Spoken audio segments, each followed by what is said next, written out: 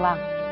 Estamos começando hoje o primeiro programa da série Fazendo Escola. Nós vamos discutir a gestão democrática nas escolas de ensino médio. Para debater conosco, os professores Célio da Cunha, que é assessor da Unesco e professor da Faculdade de Educação da Universidade de Brasília. O professor Erasto Fortes Mendonça, que é diretor da Faculdade de Educação da Universidade de Brasília.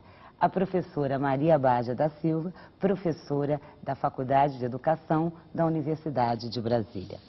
Hoje, nós vamos discutir a história e os caminhos da gestão democrática. Neste programa, vamos acompanhar o processo da democratização do ensino como princípio básico da educação. Vamos então assistir ao vídeo.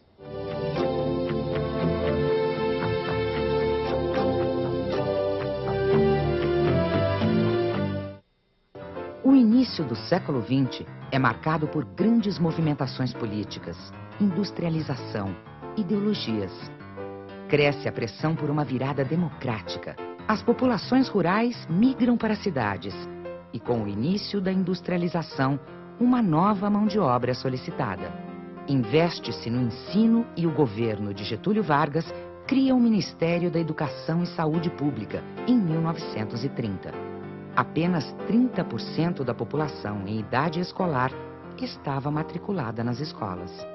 Na Europa a gente conseguiu com que os estados pudessem formar sistemas públicos de educação há muito tempo. No Brasil, essa ideia, eu estou dizendo apenas ideia, ela só vem a público na década de 1930, com o movimento renovador da educação, os pioneiros da Escola Nova.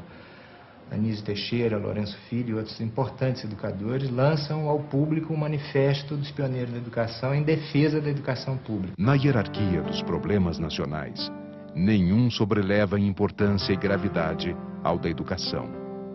A laicidade, gratuitidade, obrigatoriedade e coeducação são outros tantos princípios em que assenta a escola unificada.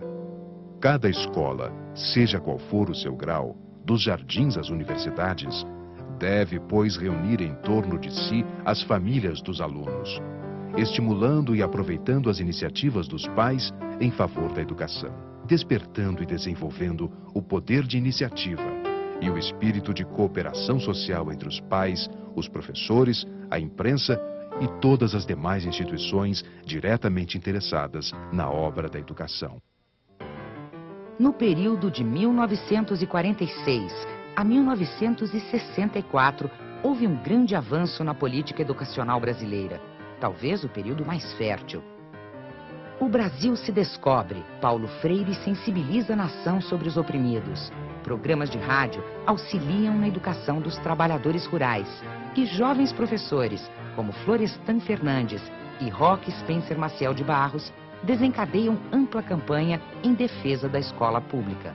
No entanto, os resultados reais não acompanham as aspirações do movimento intelectual, nem respondem às expectativas da sociedade. Em 1964, segundo o Ministério de Educação e Cultura, de cada 1.000 alunos que entraram na primeira série, 449 passam para a segunda série do primeiro grau. Em 65, 313 passam para a terceira série do primeiro grau. Em 66, 245 passam para a quarta série do primeiro grau. Em 67, 165 passam para a quinta série do primeiro grau. Em 1968, 133 passam para a sexta série do primeiro grau.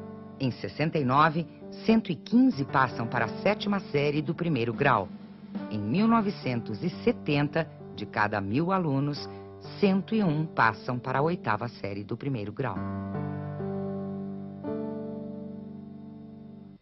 A partir do golpe de 64, o país passa por um intenso processo de centralização administrativa. Também mudam o direcionamento e a condução do trabalho pedagógico e docente nos diferentes níveis do sistema público de ensino. A melhor forma de instrução era tida como a instrução programada. Você tinha objetivos de conteúdo, objetivos de comportamento que os estudantes deveriam ter e, preferencialmente, esses objetivos, particularmente no ensino médio, deveriam ser trabalhados com questões fechadas, de múltipla escolha. Então não é casual que durante o regime militar foi a era de ouro da instrução por meio de instrução de múltipla escolha, ou seja, você tem um conjunto de possibilidades a partir das quais você não pode escapar, você tem uma resposta certa, né? Então essa tecnocratização da educação foi muito marcante, é muito característico de regimes totalitários. E, contraditoriamente, isso foi um processo também de aprendizado e de aprender a questionar e de ler a realidade de forma mais sutil. Mas, de toda forma, a educação não combina com governos militares e com ditaduras. A resistência à ditadura gera movimentos de luta democrática. A década de 80 reflete essa ação, o que resulta no retorno ao Estado democrático e, em seguida, a instalação da Constituinte. Os diferentes setores da sociedade se organizam para garantir o direito de influenciar no processo de mudança, que fica mais forte no país. Nós tínhamos dados estatísticos que mostravam no Brasil, né, as grandes deficiências a nível de atendimento, do acesso, né, à escolaridade básica, a permanência dos alunos no ensino fundamental, né? De sorte que várias associações científicas, profissionais, sindicais e de outra natureza se reuniram e se constituíram num fórum em defesa da escola pública, a fim de colocar num capítulo de educação na Constituição princípios que garantissem uma escola ao mesmo tempo plural, aberta, igualitária e democrática. Então era uma experiência de alguém que tinha visto o que significa não ter democracia no país e ajudar a construí-la. Não ter uma educação aberta, uma educação comprometida com a melhoria de vida da maioria da população, e nós precisamos construí-la. A luta pelo processo de gestão democrática na educação acompanha o ritmo do país. O momento é de manifestações, uma afirmação dos direitos da democracia. A democratização, ela necessita de uma autonomia da escola, mas uma autonomia que esteja vinculada a uma política geral de Estado. Porque senão nós perdemos o sentido mais importante que a escola pública tem, que é o seu sentido público, de atendimento a todos. Esse sentido não pode ser perdido por uma privatização interna da escola.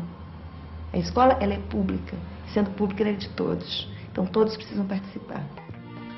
Escola autônoma é aquela que estabelece normas e regras para a sua existência e funcionamento. Com essa conquista, ela estabelece o equilíbrio de forças de diferentes setores: governo, administração, professores, alunos e pais. Esse é o princípio básico, uma bandeira levantada no Fórum Nacional em Defesa da Escola Pública em 1987.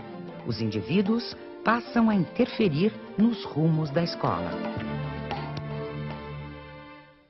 O Fórum continuou mobilizado em função de uma nova Lei de Diretrizes e Bases, LDB, que propiciaria uma chegada mais próxima ao chão da escola, aos sistemas estaduais, aos sistemas municipais, ao sistema distrital e, mais ainda longínquamente, já pensando num Plano Nacional de Educação que pudesse garantir meios para esta educação democrática, igualitária, aberta.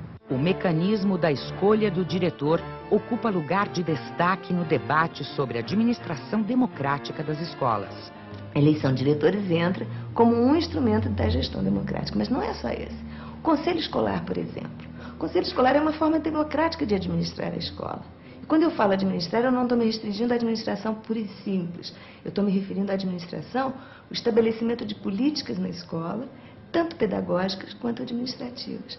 E o Conselho Escolar, tendo na sua composição representantes dos pais, dos alunos, dos funcionários, da direção, dos professores e da comunidade que ali está cercando aquela escola, você tem vários olhares sobre o mesmo objeto. E assim você conseguirá, certamente, melhores decisões. O processo de democratização é um conjunto de estratégias para a gestão da escola. Por isso, É necessária a participação dos estudantes, das famílias, da comunidade que cerca a educação. Implica em mudança de atitude de todos os atores na tarefa de gerir. Quem faz a cara da escola são os professores, os alunos, os dirigentes, as representações, né, dos pais, de alunos, da comunidade. Então, a escola é construída dessa forma. Então, nós temos que pedir para a escola para que ela mostre sua cara. E é o conjunto da escola que se envolve, portanto, na construção de uma escola democrática, quer na transmissão do conhecimento, quer numa abertura para a própria comunidade. A sociedade brasileira deseja uma escola que, para ser de qualidade, precisa ser democrática.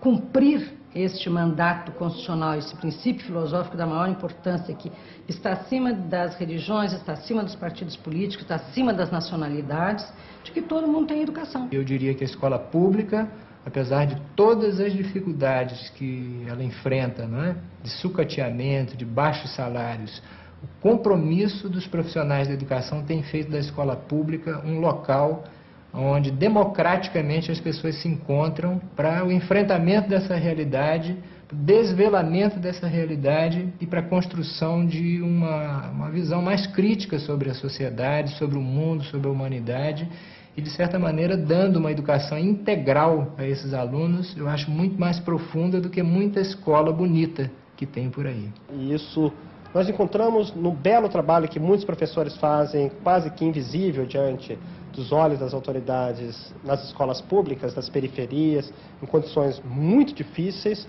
até o trabalho de pesquisa, que também é feito de maneira quase que silenciosa em diversos laboratórios, em que os professores chegam às 7 horas da manhã e saem às 11 horas, ficam sábado e domingo trabalhando nas suas pesquisas, em suma, pensando na possibilidade de que o conhecimento possa ser construído e possa ser socializado como um bem para a humanidade. Educação é um bem público, direito de todos os cidadãos e dever do Estado. A gestão democrática deve consolidar a democracia, se materializando no caráter público e gratuito da educação e na busca permanente de qualidade de ensino socialmente referenciada para agir na conquista da transformação das estruturas da escola e da própria sociedade.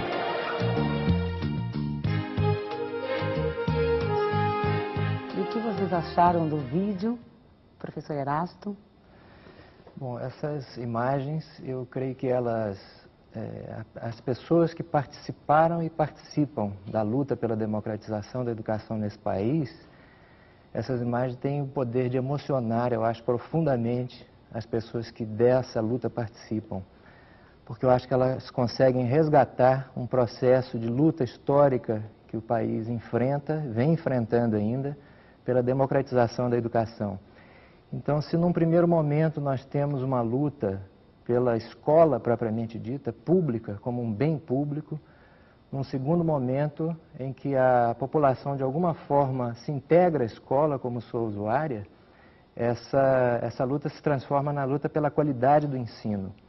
E num terceiro momento a gestão democrática aparece como uma diretriz estratégica dessa luta por ser um indicativo, uma indicação de que por meio da gestão democrática a gente consegue democratizar a escola, consegue democratizar os sistemas de ensino e a educação propriamente dita, com importantes reflexos, eu acredito, na democratização da própria sociedade. Esse vídeo nos oferece a oportunidade de refletirmos um pouco sobre a questão da gestão democrática. No entanto, eu gostaria de ressaltar e trazer à memória um período anterior a 1930, que é o período do momento da presença dos jesuítas aqui no Brasil. Durante esse período, nós tínhamos sim um jeito de administrar a escola, uma forma de administrar a escola. Essa administração, assim como o próprio projeto dos jesuítas, era uma administração vertical, era uma administração hierárquica. Assim vai prosseguindo no período que vem logo após, que é o período do Império. Aí também nós vamos ter um jeito de administrar a escola, uma forma de construir a escola. E esta forma vem também na perspectiva da imposição de que alguns pensam e alguns executam, alguns realizam as tarefas. Desse modelo a gente vai evoluindo e no momento que nós estamos vivendo agora, é uma luta para desconstruir esse modelo, desconstruí-lo na medida em que ele afastou e alijou muitas pessoas da escola. Nós estamos agora num esforço muito grande para desconstruir esse modelo e instaurar um modelo novo. Esse modelo novo é resultado das lutas, dos movimentos sociais e tem recebido o nome de gestão democrática. Ótimo. Professor Célio. Bom, o vídeo é uma síntese da luta pela educação no Brasil. Ele teve assim uma felicidade muito grande de, já numa primeira imagem, apresentar Mário de Andrade. E aí eu chamo a atenção para um ponto importante, que foi a Semana de Arte Moderna de 1922. Foi um grito de guerra contra o passado, um grito de guerra contra uma literatura que já não interpretava mais o Brasil. E foi um divisor de águas. E quando o vídeo se refere em 1932 ao Manifesto dos Pioneiros da Educação, o manifesto então fez no plano educacional o que a Semana de Arte Moderna fez na cultura. Foi um grito de guerra contra o nosso passado educacional, propondo uma nova política de educação, propondo uma escola democrática, propondo uma política de Estado, propondo ao governo Vargas, porque foi Getúlio Vargas que solicitou os pioneiros para fazer essa proposta. Lamentavelmente, veio a ditadura do Estado Novo em 1937 e o sonho dos pioneiros foi adiado. Foi adiado até chegarmos à década de 60, quando novamente é retomada a luta pela escola pública. E mais uma vez os pioneiros voltam e fazem outro manifesto. E mais uma vez redigido por Fernando Azevedo. Foi um manifesto ainda uma vez convocados, também como um capítulo importante nessa história educacional. O que é importante frisar, e que o vídeo destaca muito bem, é que essa luta continua. O sonho dos pioneiros é um sonho ainda não realizado, que é o sonho republicano ainda não efetivado em nosso país. Ótimo. Nós vamos fazer um breve intervalo, mas nós continuamos a discutir daqui a pouco. E a gente vai conversar sobre os complementos históricos do processo da gestão democrática. A gente volta já.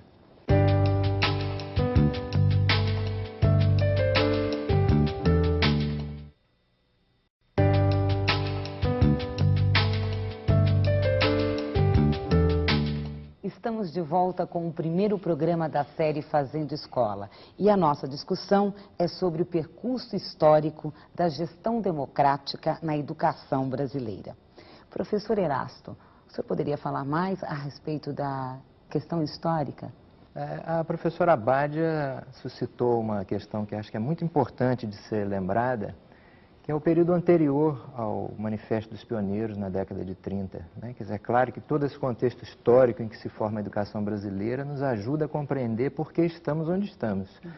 E quando a Abadia lembra a questão dos jesuítas, eu acho que é fundamental que se lembre também de que os jesuítas receberam do Estado português, para a sua colônia, uma delegação de tomar conta da educação brasileira, que eu acho que se configura num primeiro momento importante para o país, para o Brasil, de um lavar das mãos do Estado. Quer dizer, o Estado abre mão de supervisionar, de administrar um sistema de ensino, entrega a uma congregação privada, né, de toda forma, religiosa, a responsabilidade de conduzir a educação brasileira, e isso se dá na forma de um monopólio durante 210 anos. Quer dizer, é claro que isso deixou uma marca importante quando a Abadia lembra o jeito de administrar, o jeito de fazer a educação e a escola.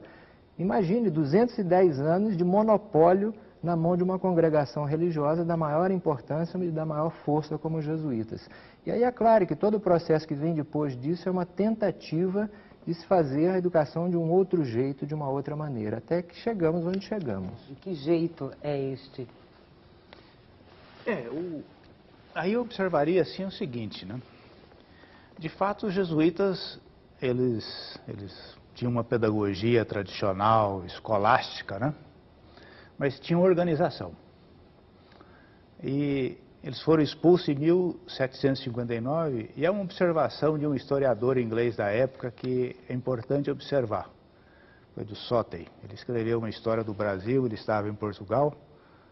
É um tema polêmico, mas eu acho que essa reunião é até para polemizar um pouco, né? Ele diz o seguinte, que o Brasil perdeu um grande patrimônio, porque Pombal mandou embora todos os jesuítas, foram mais de 600 professores jesuítas. Mas, de qualquer forma, há o aspecto positivo que representa, como o Erasto se referiu, a entrada do Estado na educação. Só que esse Estado na educação não fez nada. E esse período que também pós-Pombal, né, não deu certo. Pombal só deu certo no Brasil reformando a Universidade de Coimbra, assim, naqueles brasileiros que iam estudar em Coimbra, que depois teve algum efeito positivo na Inconfidência. Mas nem Portugal e nem suas colônias foi um completo abandono, né? E é por isso que Portugal também vai ser o Estado, o país, no conjunto das nações europeias, que mais tardiamente também entra no concerto europeu de progresso. Então está aí também uma origem do nosso atraso. O Estado também não fez nada, o Estado português. Professora? Ainda falando da questão dos jesuítas, tem um historiador inglês que se chama Eric Hobsbawm.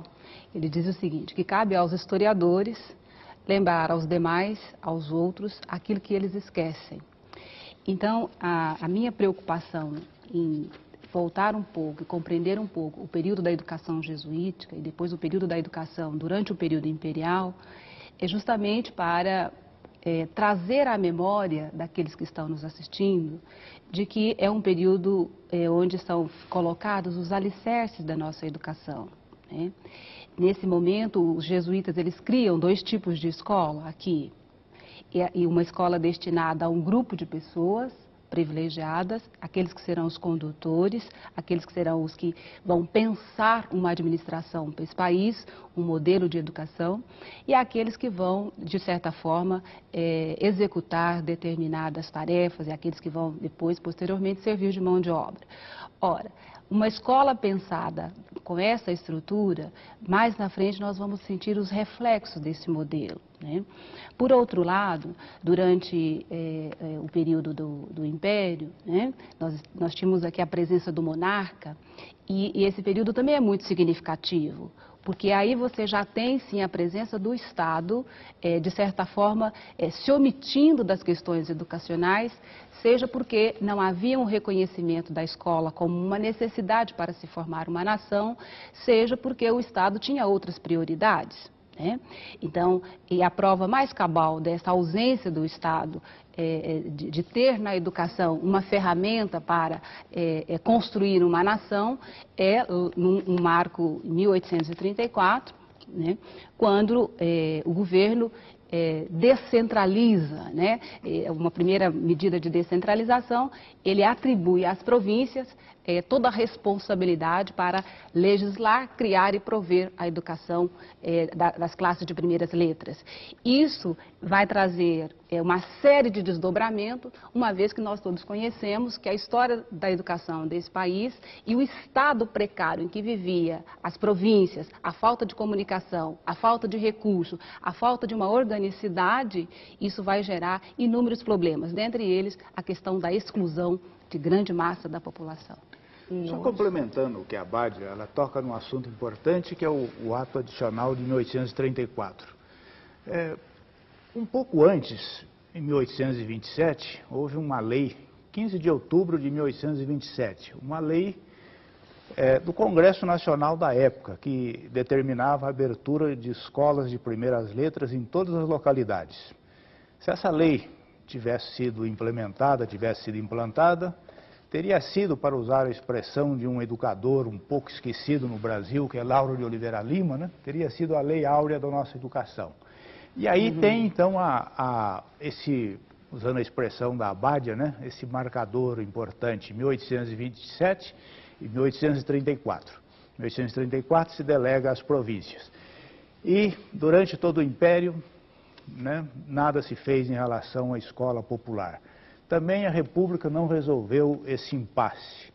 Aí é que vem o manifesto de 1932. Fala, olha, é importante a educação, o mundo está mudando. O Brasil estava se modernizando, já os primeiros ensaios de industrialização. Então, quando surge o Manifesto dos Pioneiros, é lançada então uma política educacional. Lamentavelmente, essa política não foi seguida pelo Vargas. E quem assina o manifesto nessa época, pessoas das mais expressivas, Júlio de Mesquita, Fernando de Azevedo, Anísio Teixeira, Roquete Pinto, a poetisa Cecília Meirelles, Raul Briquet e tantos outros brasileiros ilustres assinam esse manifesto. Um documento assim precioso, um documento, um divisor de águas na educação brasileira. Ele chega aos nossos dias, esse sonho dos pioneiros, então ele está presente. E o que está presente no manifesto? Ele queria uma escola democrática, queria um Estado democrático e queria um Estado investindo na educação brasileira. Queria uma política de Estado, então queria um Ministério da Educação assumindo de fato a coordenação da educação brasileira. Queria acertar o passo com o futuro. Lamentavelmente, os pioneiros não foram ouvidos, alguns, como Anísio Teixeira, foram inclusive perseguidos, como a universidade que ele tentou inclusive implantar no Rio de Janeiro, ele foi posto de lado, né? E só depois, com a redemocratização do país em 1946, as coisas foram retomadas. O Brasil começa a se descobrir e estava se descobrindo. Quando chega na década de 60, surgiu uma lei, meia vitória, mas foi uma vitória, segundo o Anísio Teixeira. O Brasil sonhou e sonhou bonito, foi um período bonito a década de 60 no Brasil. O Brasil se projetava em todos os sentidos. Aí veio a Revolução de 64 e interrompe de novo esse processo. Professor Erasto. Pois é, então o marco, como foi chamado aqui, o grito de guerra em favor da educação, que foi o Manifesto dos Pioneiros, em 1932, eu acho que ele precisa ser lembrado como uma ideia liberal, porque não era nenhuma ideia grandemente revolucionária para a nossa análise possivelmente política ou sociológica hoje, era um manifesto liberal, né, com a tentativa de fazer aquilo que os países, os estados europeus já haviam feito para as suas sociedades há algum tempo, de fazer com que a escola pública fosse um direito de cidadania. Então, a educação é indicada à sociedade como um bem público e não como uma mercadoria, não como um privilégio apenas para poucos. Se nós tomarmos a escola pública nessa fase de até 1950, 1960, nós vamos ver que ela continua a ser uma escola para a elite. A escola pública continua a ser uma escola para a elite. E se nós tomarmos, por exemplo, os locais onde essa educação se fazia, as escolas públicas, basta a gente pensar, visitemos as escolas construídas nessa época, nas cidades de interior de nosso país, principalmente, nós vamos ver prédios maravilhosos, belíssimos, arquiteturas muito bonitas. Escolas para elite. Quando na década de 60 começa a ser de fato uma realidade, não é? A expansão da escola pública e a população começa a ser usuária da escola pública, nós vamos ver um processo de decadência, um processo de sucateamento dessas escolas. Fisicamente, pelo menos, isso é muito constatável. Nós vemos hoje as escolas públicas, são em geral os prédios mais feios, mais decadentes. Se nós olharmos quem entra como usuário da escola, a população, o povo, quer dizer, a elite não é mais a usuária da escola pública. Isso é o que faz, eu acho, um novo grito de guerra para os educadores e para a sociedade mais esclarecida, no sentido de entender que não bastava mais ter acesso à escola, mas era preciso que se lutasse por uma escola de qualidade, que essa qualidade do ensino pudesse ser também compreendida como uma bandeira de luta pela democratização. E, posteriormente, não é, com o processo de redemocratização política do país, em face de uma forma de reagir contra o golpe de Estado de 1964, lembrado aqui com o termo, né, de revolução, mas eu prefiro chamar de golpe de Estado militar, quando o processo de redemocratização se instala no país, as experiências também de administração das escolas, de administração dos sistemas, elas ganham uma nova euforia, um novo vigor. E todo esse processo de nova maneira de pensar a escola e nova maneira de pensar a administração dessas escolas e dos sistemas acaba se consolidando com essa expressão gestão democrática do ensino público.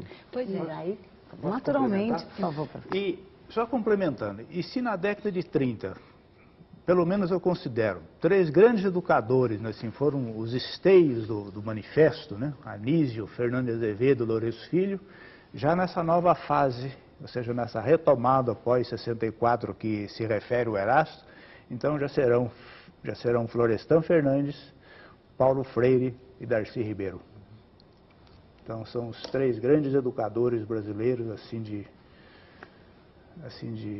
porte internacional, que, claro que nós temos outros, né? Mas aqueles 3 do passado, eles serão agora, ou seja, substituídos por esses 3 que fazem da pedagogia brasileira uma pedagogia de nível internacional. Pois é, mas aí eu gostaria de voltar um pouquinho para poder recuperar a história de como é que a instituição escola foi pensada, né? Ou seja, se nós retornarmos um pouco no período anterior, ainda no período dos jesuítas e depois no período imperial, foi difícil para a própria sociedade brasileira reconhecer a escola como uma instituição. Antes, a questão da educação estava a cargo ou da família ou da igreja, né?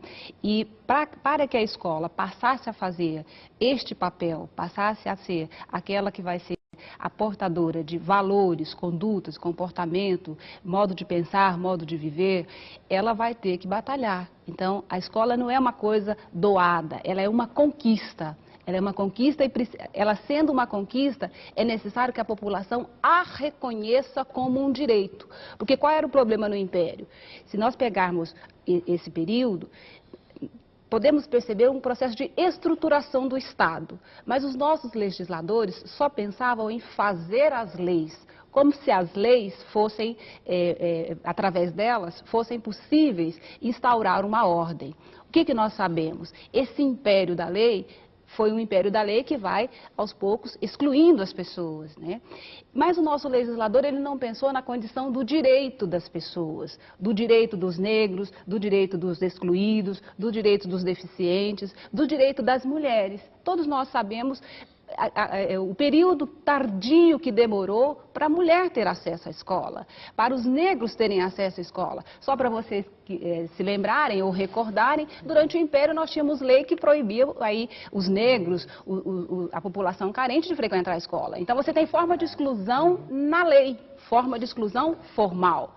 Então veja, uma sociedade que não se preocupou em construir mecanismos que fossem pautados na concepção de direitos das pessoas, né, é uma sociedade que vai aos poucos construindo uma casta de gente privilegiada e uma imensa maioria da população excluída. Precisamos de uma sociedade, sim, e de uma escola que defenda que todos nós temos direitos, homens, mulheres, negros, índios, brancos e tal, deficientes, homossexuais e tal. Não é apenas uma escola de alguns. E como ela é de todos, ela também tem que ser responsabilidade de todos. Está distante esse caminho? Não, eu acho que nós estamos num processo de luta. Eu acho que o próprio documentário que foi apresentado nos indica que a gestão democrática ela não passou a existir porque ela passou a ser um preceito constitucional na Constituição de 1988.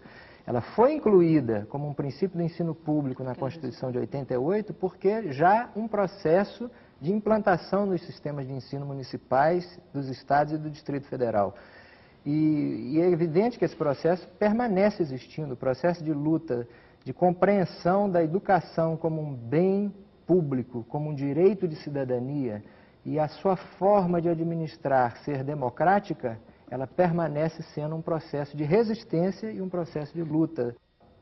Nós vamos fazer mais um intervalo, mas depois nós continuamos a conversa sobre o processo de luta da gestão democrática. A gente volta já.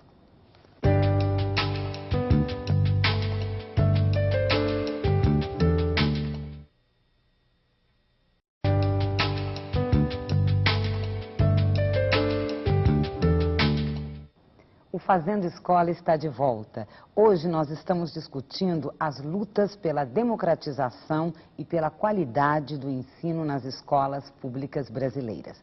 Professor Erasto, dentro desse processo de luta, qual o papel do Fórum Nacional em defesa da escola pública?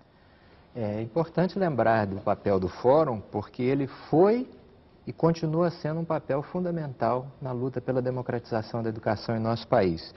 Quando se instalou o processo constituinte na década de 1980, os educadores organizados, especialmente nas suas entidades de caráter científico, acadêmico e sindical, compreenderam que era importante influenciar o Congresso Nacional na consolidação de experiências que já vinham sendo realizadas nos sistemas de ensino.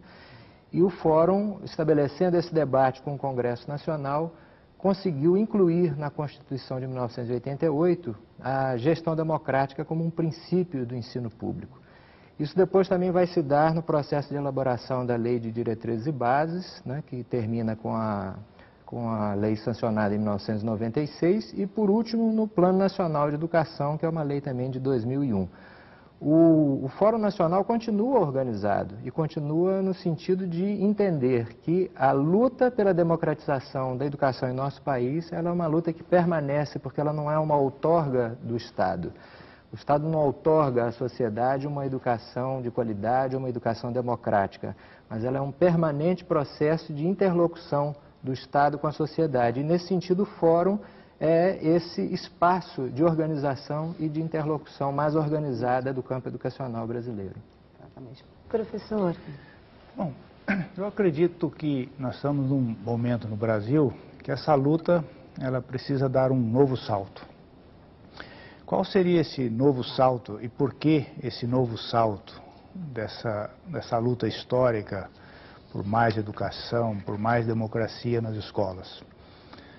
É preciso primeiro entender que a democracia, ela existe, ou seja, para melhorar a vida das pessoas. Na escola, a gestão democrática para que os alunos aprendam mais, para que os alunos realizem a sua cidadania, se realizem como pessoas, aprendam. Para que isso aconteça, o que se torna necessário agora? Torna necessário uma política de Estado, se torna necessário ampliar os investimentos em educação. E por que isso?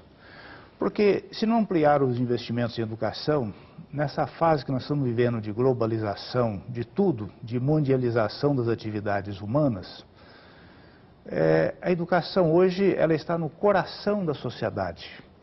Então nós estamos vivendo uma sociedade do conhecimento. Nunca se demandou tanto conhecimento quanto hoje. E hoje é o grande paradigma assim, desses novos tempos, é o conhecimento. Quando se fala conhecimento, se fala em escola. Então nós precisamos democratizar esse conhecimento por uma escola de qualidade, por uma gestão democrática.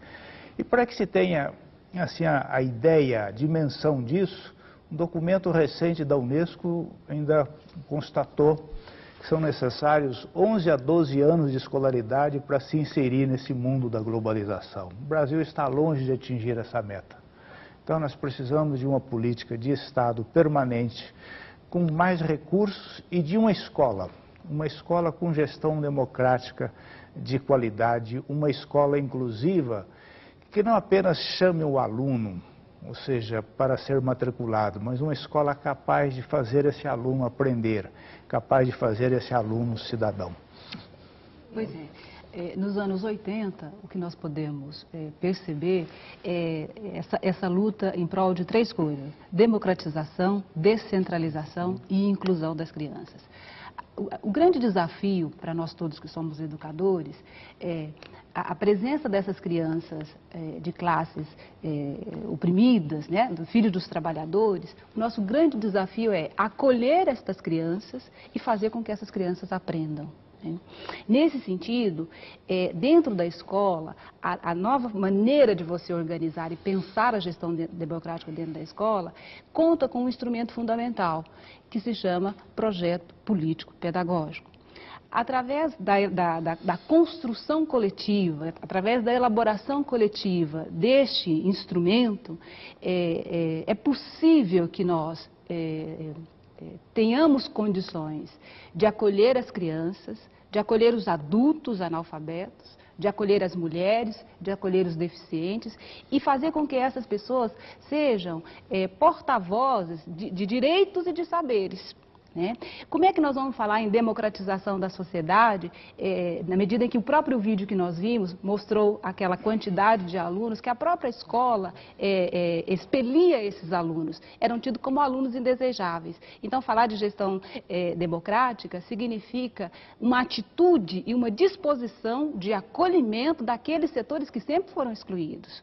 E essa atitude de acolhimento significa também uma mudança de atitude, uma mudança de comportamento, uma disposição em aceitar aqueles que são diferentes, em conviver com opiniões que são diferentes, né? Em dialogar com aqueles que nunca tiveram sequer voz e fala dentro da escola, né? Então, o que nós precisamos? De atitudes mais precisas, de maior convicção, de maior disposição e, acompanhado com isso, instrumentos legais, instrumentos institucionais que possam de fato, construir dentro da escola formas democráticas, formas mais justas, formas mais participativas e forma de você fazer com que as pessoas sejam, de fato, portadoras de direitos e de saberes e de conhecimentos. Só complementando isso que a Abádia falou, ela tocou num vocábulo-chave, diferença. Então, acho que é o papel da escola, é uma pedagogia para essa enorme diversidade criadora no Brasil. E o que precisa fazer essa escola? Ela precisa agora, o seu grande desafio, é por isso que precisa mais dinheiro, ela precisa fazer na ciência, em todas as ciências, fazerem Pelés, que até agora ela só faz na música, só faz no futebol. Então nós precisamos também ter Pelés na ciência brasileira, em todas as áreas do conhecimento do Brasil.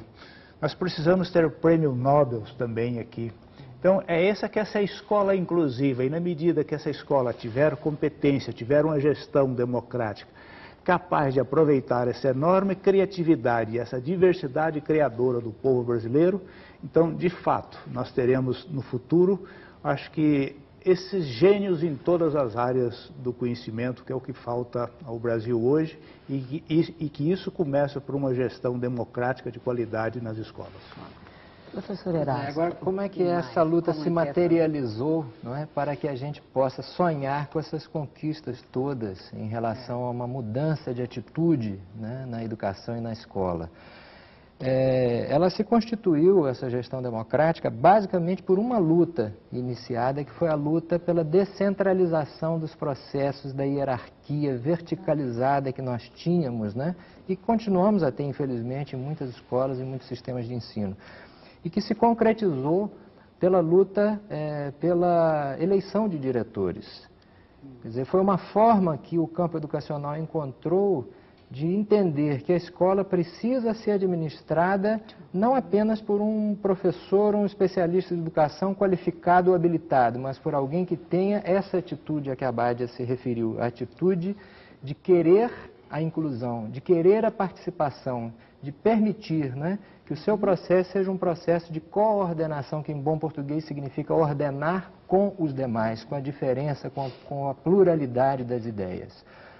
Vários sistemas experimentaram essa iniciativa, né, da eleição de diretores com avanços, com sucesso. As pesquisas demonstram isso, que quando o processo participativo se instala na escola, os resultados são melhores. Posso acrescentar uma pergunta ao Erasto? Com certeza. Está dentro disso que você está falando. Gostaria, assim, de ouvir a sua opinião agora, nós estamos discutindo gestão democrática em todos os níveis da educação. E como é que você vê, então, a questão das cotas? Das cotas, eu acho que é uma política afirmativa, professor, que é uma resposta que as instituições mais comprometidas, né, com os direitos da sociedade, com os direitos de cidadania, têm dado no sentido da inclusão, no sentido de se abrir para que os setores historicamente excluídos da sociedade tenham vez, voz, voto, chance de dizer e de decidir. E penso que a gestão democrática, inclusive no setor onde essa questão hoje mais se dá, que é a universidade, né? Que a universidade tem uma experiência histórica com a gestão democrática, mesmo antes da Constituição de 1988, pela constituição de colegiados, pela forma colegiada como as deliberações são feitas. Agora, eu queria retomar um pouco essa questão dos mecanismos para que a gente possa compreender e trazer ao debate a ideia de que a eleição de diretores é um instrumento fundamental, mas a gente também descobriu cedo de que não basta a eleição de diretores, que o processo de participação está para além da escolha democrática pelo voto, não é? Porque é preciso acompanhar o diretor que é eleito, isso se dá pelos colegiados deliberativos, é preciso se construir um projeto que mostre a cara da escola, isso se dá pela constituição de um projeto político-pedagógico, isso se dá pela descentralização no aspecto administrativo, pedagógico, isso se dá finalmente pela construção de uma autonomia das unidades escolares em relação ao sistema de ensino, em relação às políticas públicas. Não no sentido de um afastamento da escola dessas políticas, ao contrário, porque a escola precisa estar comprometida com as políticas públicas do seu sistema de ensino e as políticas públicas nacionais. Mas é bom e é importante que ela diga em que na particularidade daquela escola, das suas condições objetivas, do seu corpo de professores, de estudantes, de técnicos e a sociedade que a cerca, em que ela pode e deve ser diferente. Pois é. Também dentro desse contexto, o movimento docente, né, o movimento de professores, tem essa preocupação, sim, de colocar no foco, né, de colocar luz em cima daquilo que para nós é um elemento fundamental, é o projeto político-pedagógico. Esse projeto político-pedagógico, todos vocês se lembram, há algum tempo atrás, ele era quase que um instrumento de gaveta, né? Ele era simplesmente para cumprir uma orientação que vinha da secretaria. Esta prática é que a gente tem que desconstruí-la. Nós precisamos assumir atitudes de que ele deve germinar. O projeto pedagógico ele tem que ser, tem que ter a sua base, ele tem que nascer dentro da escola, com todos aqueles segmentos que participam desta escola. Uma vez construído esse projeto democrático, né, esse projeto político-pedagógico, ele passa a ser uma ferramenta importante. Por quê? Nele estão presentes que tipo de escola que nós queremos, qual é a função da escola nessa região, nesta cidade, nesse bairro, que tipo de responsabilidade que nós precisamos assumir neste contexto geográfico, né? Que tipo de jovem que eu quero formar, que valores que esse jovem precisa assimilar, vivenciar e experienciar, né? Então, o projeto político-pedagógico ele é importante porque ele nos dá rumos de para onde é que vai a escola, de qual é para nós a boa formação integral. E senão nós vamos cair naquela de formar o cidadão para o trabalho, como se existisse trabalho para todo mundo. Ora, nós sabemos que o mercado de trabalho está aí com inúmeras dificuldades estruturadas. Então, na minha avaliação, o que nós temos que resgatar? Primeiro, que a escola precisa se encontrar mecanismo de fazer com que o sujeito aprenda. Nós estamos perdendo porque nós ainda não conseguimos fazer com que as crianças pobres, eu estou me referindo exatamente às crianças pobres, às crianças que vêm aí, que moram nas periferias, fazer com que essas crianças aprendam. Segundo, construir coletivamente esse projeto pedagógico e assumir responsabilidades conjuntas. Pais, professores, funcionários, os alunos, toda a comunidade. É um processo coletivo, complexo, difícil, ele tem avanços, ele tem recuos. O próprio processo da eleição para diretores já nos mostrou isso, né? Então, não é fácil fazer uma gestão democrática, é muito complexa e difícil, porque assim como é difícil você tolerar o diferente, você abrir espaço para que o diferente possa ser incluído, né? Não basta só ele estar presente, é preciso estar presente com vez e com voz e com direitos, né? Essa é a função da escola. Eu acrescentaria assim numa visão de síntese, então, que a escola, que é o seu grande papel nesse processo, ela passa a ser uma agência de cidadania. E aí isso que a Abade levantou, acho que bem, essa articulação com a comunidade, chamando a comunidade para a escola e também chamando os valores da comunidade para dentro da escola. E nesse processo de gestão democrática, quer dizer, como é que isso então se vincula a uma política mais global de país? Porque a grande revolução que o Brasil precisa fazer começa na escola, começa nessa gestão democrática, na escola vista como uma agência de cidadania, porque apesar de tudo, a escola ainda é a nossa instituição mais representativa de democracia. É a nossa instituição mais representativa? Não tem dúvida disso. A escola é a rede do Estado mais presente na sociedade, né? E basta dizer que as crianças, os jovens, os adolescentes, os adultos que ali estão como usuários, estão uma boa parte da sua vida, né? Uma boa parte do seu tempo na escola. E essa rede de presença do Estado, ela precisa ser... essa presença ela precisa ser uma presença que amplie e radicalize a democracia na sociedade. Por isso a gestão da escola e dos sistemas ser feita democraticamente não é apenas um qualificativo, não é uma administração meramente democrática, mas é uma administração que reflete essas lutas pela conquista da educação na sociedade como um bem público e não como uma mercadoria a ser vendida.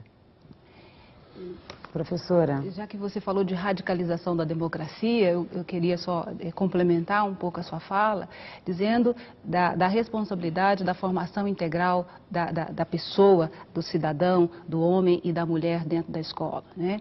Eu fico muito aborrecida com essas propostas de formar só para o mercado de trabalho, ou formar o indivíduo só em função de uma demanda que o mercado nos sinaliza, né?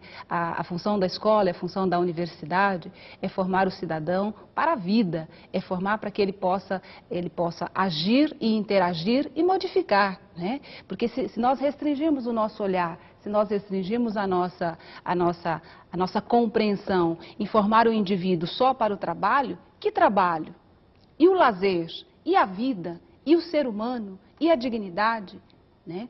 Então, e o espírito? E a beleza? E a estética? Né? Então, veja, a responsabilidade da escola é com a formação integral das pessoas, do homem e das mulheres, dos homens e das mulheres, e das crianças. Né? Então, para mim, isso é muito importante, eu acho que é uma coisa que a gente tem que resgatar. Formar o indivíduo para a vida, formar o indivíduo para essa vivência democrática de cidadania e de respeito aí com o seu próximo. Ótimo. E aí sobressai, então, a grande função política da instituição escolar. Porque ela formando novas mentalidades, formando democraticamente, então ela prepara a grande revolução que esse país precisa, que é uma reforma de mentalidades. Porque nós tenhamos na sociedade mais pessoas conscientes dos direitos humanos, conscientes dos deveres, consciente, por exemplo, de um novo mundo, de uma sociedade mais justa. Esse processo se instaura e começa na escola por uma gestão democrática e de qualidade. Professor Erasto, eu queria... colocações finais também. Ótimo. Eu queria aqui tentar, talvez nesse pouco tempo que nos resta, resgatar a importância do papel do Estado nesse processo todo. Nós nos referimos, né, ao processo de lavada de mãos do Estado português em relação à educação brasileira, quando entrega o sistema de ensino a uma congregação jesuítica.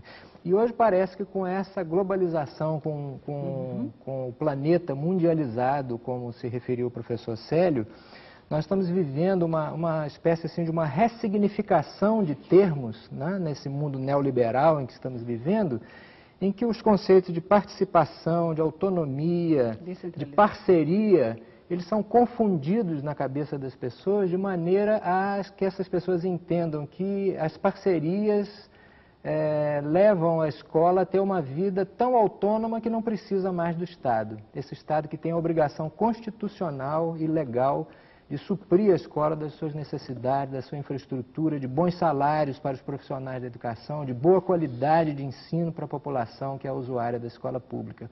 Então, acho que é muito importante que no processo de gestão democrática a gente aprenda, né, que o Estado tem uma postura, uma posição fundamental na manutenção da educação como um bem público.